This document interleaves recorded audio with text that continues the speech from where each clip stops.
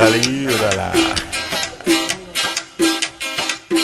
Tú eres motorista de verdad, calíbrala. Tú eres motorista de verdad, calíbrala. Tú eres motorista de verdad, calíbrala. Tú eres motorista de verdad, calíbrala. Tú eres motorista de verdad, calíbrala. Tú eres motorista de verdad, calíbrala. Calíbrala. Calíbrala.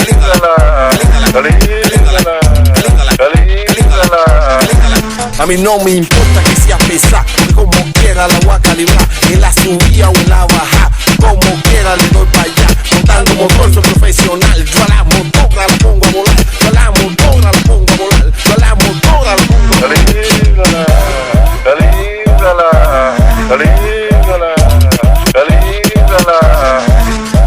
Tú eres motorista de verdad, calíbrala. Tú eres motorista de verdad, calíbrala. Tú eres motorista de verdad, calíbrala. Tú eres motorista de verdad, calíbrala. Tú eres motorista de verdad, calíbrala. Tú eres motorista de verdad, calíbrala.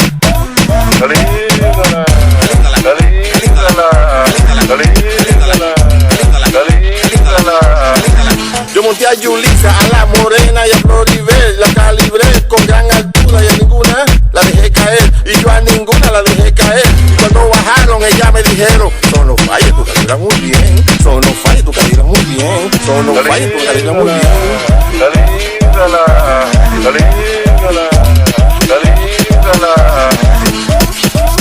Yo calibro motora en Europa, Estados Unidos y en Japán. Y donde quiera yo quedo number one. Y donde quiera yo quedo number one. Yo la calibro allí en Santiago, yo la calibro allí en Barahona. Yo ando el país completo con 3 mujeres, monté en la cola.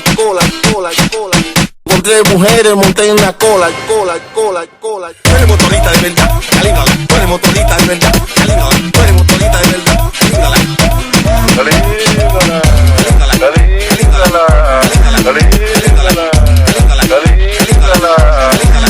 King.com. ¿Y dónde está la motora tuya? ¿Dónde está la motora tuya? ¿Cómo ves si es verdad que tú eres motorista de verdad? Sonofire el más pegado. Y King.com. En el dembow y la música urbana, lo más desacatado. Hello para la gente que está en el patio.